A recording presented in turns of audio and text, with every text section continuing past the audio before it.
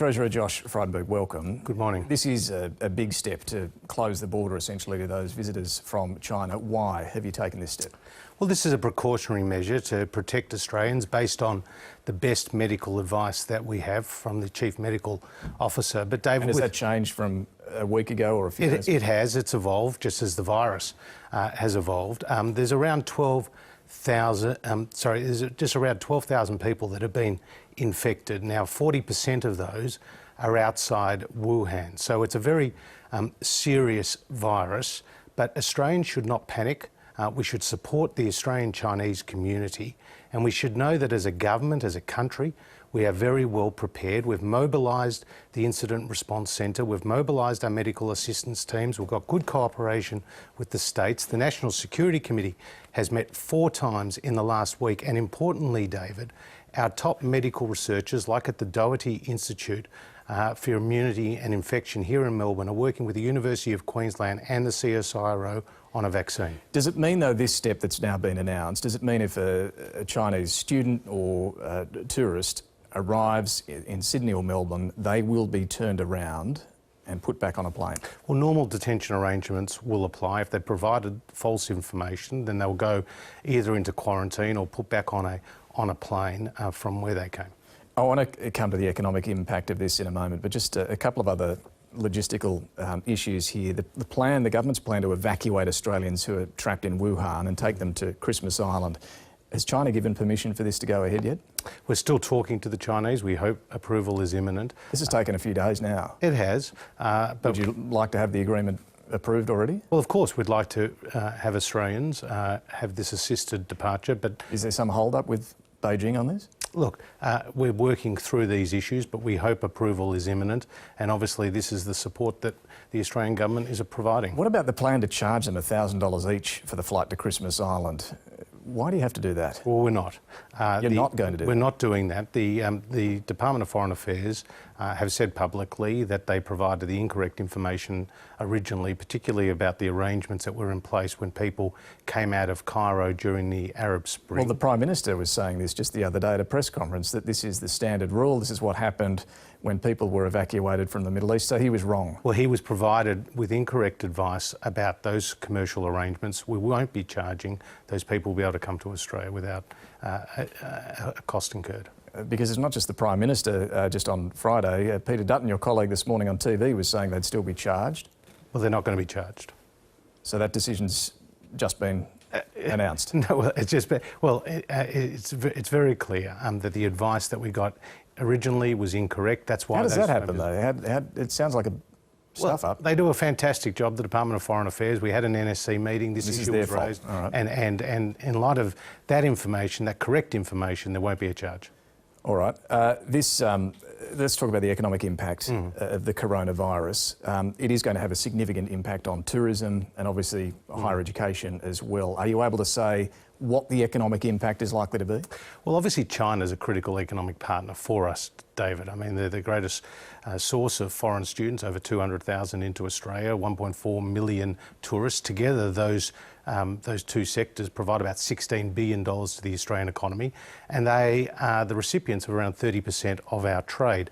But it's too early to give a definitive view about the economic impact, because we don't know how severe and how sustained the virus outbreak is. But if you look back at SARS, which is obviously from the same family as the coronavirus, and about 8,000 people were infected then, what we did see was that the student numbers came down, but also that the tourist numbers fell about 11% in the June quarter. We also, back in 2003, we also saw trade numbers affected, but it rebounded in subsequent quarters. That was a long time ago, SARS. I mean, nowadays we're a lot more intertwined with the Chinese That's absolutely economy, correct. so the impact's going to be greater. Is there any estimate at the moment around a percentage hit this might mean for the economy? Look, the Department of Treasury is looking through this. They're looking at low and high impact scenarios. What are they saying? What are they telling you? Well, they're saying that it's too early to tell, because we don't know what the impact, direct and subsequent impact will be. Could we see a negative quarter of growth? Well, look, I'm not going to speculate on that other than saying the economy's been very sustained, but you'll see both direct and indirect. Sorry, the economy's been sustained. So The very, weakening, very, Treasurer. sorry, The economy in your own numbers in the mid-year budget update shows it's been weakening before all of this. Well, the economy's been very resilient through pretty tough circumstances that we can't necessarily control. But the key point here is you'll see direct impacts, so trade, tourism, students. You'll see indirect impacts. And what I'm asking on is, confidence we could and see investment. a negative quarter here. Well, I'll leave that to you to commentate on. Well, you're the Treasurer. Well, and I'm not going to speculate about that. What I will say is that the economy's been very resilient. There are things that we can control and things that we can't control. When it comes to the outbreak of the virus, when it comes to the fires, when it comes to the floods, when it comes to the trade tensions between the United States and China, we can't control those factors. But it does underline, David, the importance of our disciplined economic management, because we're now going into this crisis. Let's talk about that. Yeah, going into this crisis, having balanced the budget, not with a $48.5 billion deficit like we inherited. So, on the budget, are we still going to have a surplus? Well, again, the forecasts are updated twice a year at MyEFO and on budget night. And the MyEFO update was a $5 billion surplus for this financial year. But as you know, we've made significant commitments since then in terms of the fire response. We don't know what the impact will be on household consumption, what the full impact will be on trade, and in fact investment as well, as a result of the uncertainty of these crises. Well, you're talking a lot about uncertainty and unknowns, but can I remind you what you said on budget night?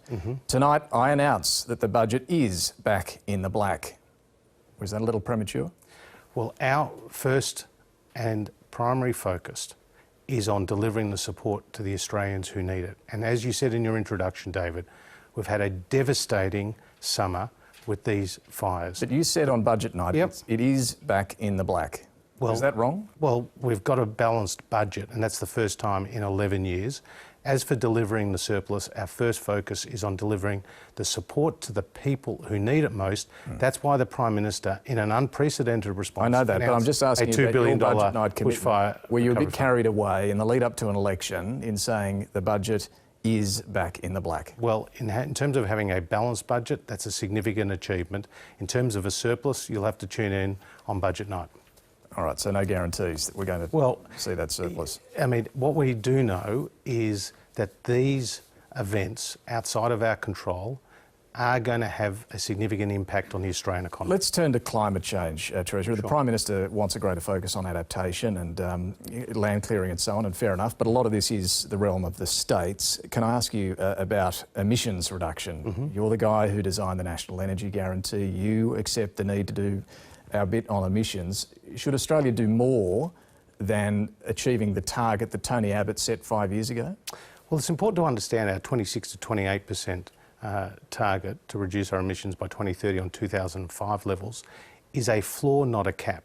And we hope to beat our target. Could you lift the target? Well, when we took to the Australian people a very clear target, so we're not about to lift that target. What we are endeavouring to do is to meet our commitments. Now, if you look around the world, Australia has been performing well. We've reduced our emissions by nearly 13% on 2005 levels. At the same time, David, Canada's only reduced their emissions by 2%. New Zealand have increased it by 4%.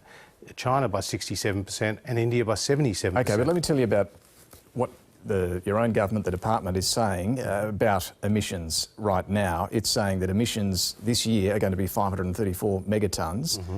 In 2030, they're going to be 518 megatons. That doesn't sound like a big reduction. And when we came to government in 2013, they said we'd miss the 2020 target by 700 million tonnes. Now the department is saying we'll beat it by 400 million tonnes. A lot of that is thanks to Labor's efforts, though, isn't it? Not price on carbon. And increasing electricity prices. No, but thanks. I'm talking about emissions. That's when they came down, and then they plateaued when you got rid of the one of the real success stories has been the transition to more renewable energy.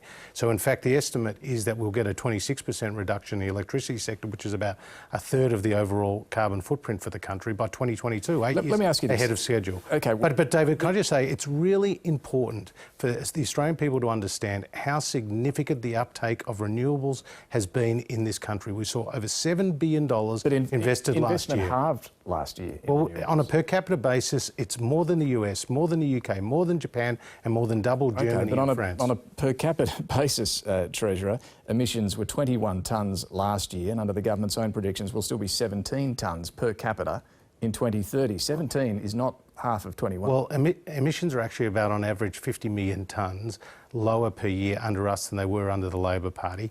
1 million tonnes is the equivalent... On average, across Labor's years. The point is they inherited high emissions and did a lot to reduce David, on average, about 1 million tonnes is the equivalent of taking about 300,000 cars off the road. But I want to make the point that our emissions policies are not set and forget.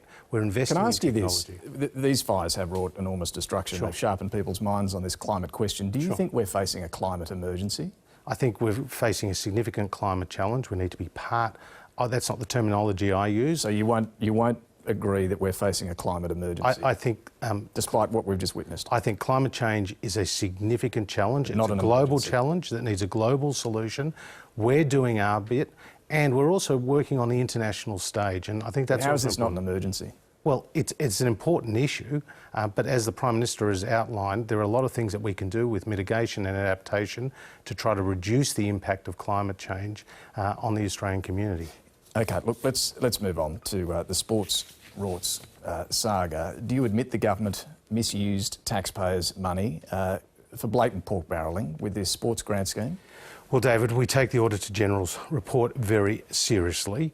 The Minister had a discretion to make the approval of grants. That's set out very clearly in the guidelines. The matter has been referred, as you know, to the Secretary of the Prime Minister and Cabinet, so I'm not going to preempt that inquiry. But we don't even need to wait for that to see what the Auditor General found. The Auditor General, let me just read from his report.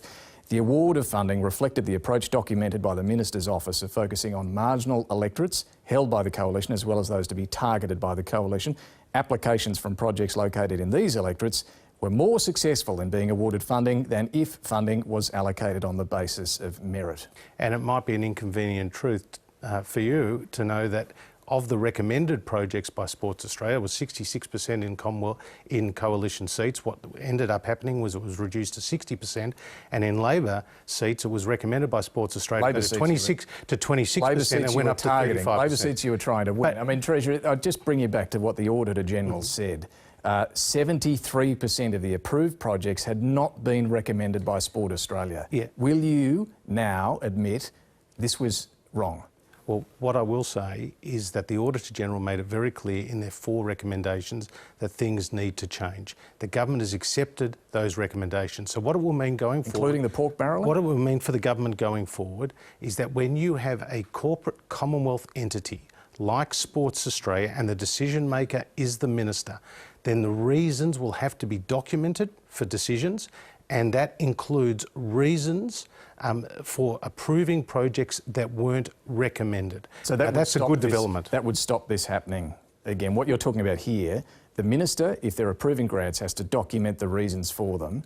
Would that stop a repeat of this? Well, it will be a very different approach to what we've seen here, and I think that will increase transparency. But you still concede, Treasurer, that there was wrongdoing here. Well, we've got a report... Why can't you do this? Because there's a report that's coming out from the Secretary of Prime Minister and Cabinet. But we don't need to wait for that to see what the Auditor General found. But David... The Auditor General found this was pork barrelling, right?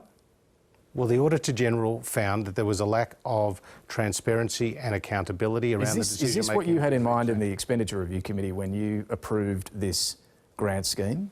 Well, what we had in mind was to support community projects that are in need. What we saw in the first round of this did you have in mind that they'd be targeted at marginal electorates like this? Well, we had in mind that they would go to communities that were in need. The program was initially... But not based on political need. The program was initially 13 times oversubscribed. In the Auditor General's report, they make the case of real social and economic benefit going to community-funded sporting projects.